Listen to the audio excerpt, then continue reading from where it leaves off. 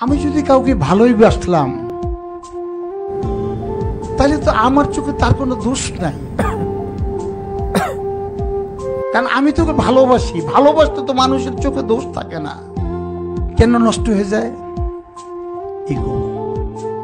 বিয়ে সাথে দাম্পত্য জীবন, স্বামী খোঁচা দিল বরে, হ্যাঁ তোরে বিয়ে করলাম বাবার বাড়ি থেকে।